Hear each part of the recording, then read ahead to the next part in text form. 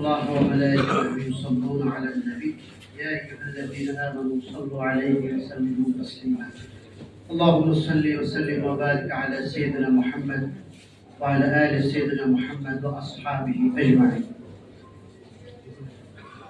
আজকের বিএসসি প্রোগ্রামের স্মরণ সভা অনুষ্ঠানের সেমিনারের সম্মানিত সভাপতি প্রধান আলোচক শেখ মোহাম্মদ সাইফুল আজম বাবর আজহারি, প্রবন্ধ উপস্থাপক শেখ মোহাম্মদ গোলাম কিবরিয়া আজহারি, বিশেষ আলোচক জনাব এস এম সদরুদ্দিন আজহারি এবং শেখ ডক্টর মোহাম্মদ নুরুন নবী আজহারি এবং সঞ্চালক মহোদয় সহ আমাদের সম্মানিত উপস্থিতি মেহমান, আহলে বাইতের ভালোবাসার মানুষ এবং যারা আহলে বাইতকে ভালোবাসেন সর্বস্তরের মানুষের প্রতি শুভেচ্ছা এবং সালাম। আসসালামু আলাইকুম ওয়া রাহমাতুল্লাহ।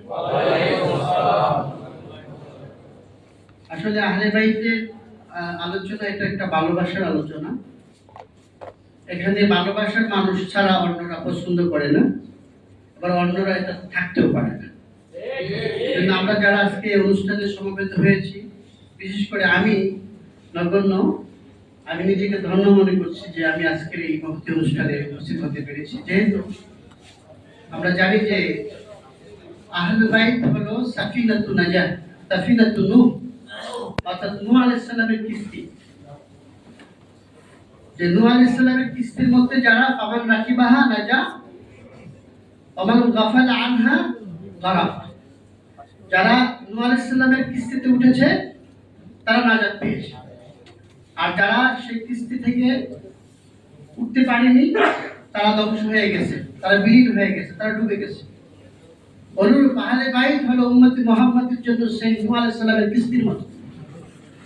এই কিস্তিতে যারা আসবে, আহলে বাইতকে যারা ভালোবাসবে, তারা হকের উপরে থাকবে, তারা নাজাতের পথে থাকবে, তারা জান্নাতের পথে থাকবে। আর যারা আহলে বাইতের সাথে বিদ্বেষ পোষণ করবে তারা নরকের রাস্তায় চলবে, তারা জাহান্নামের দিকে চলে যাবে।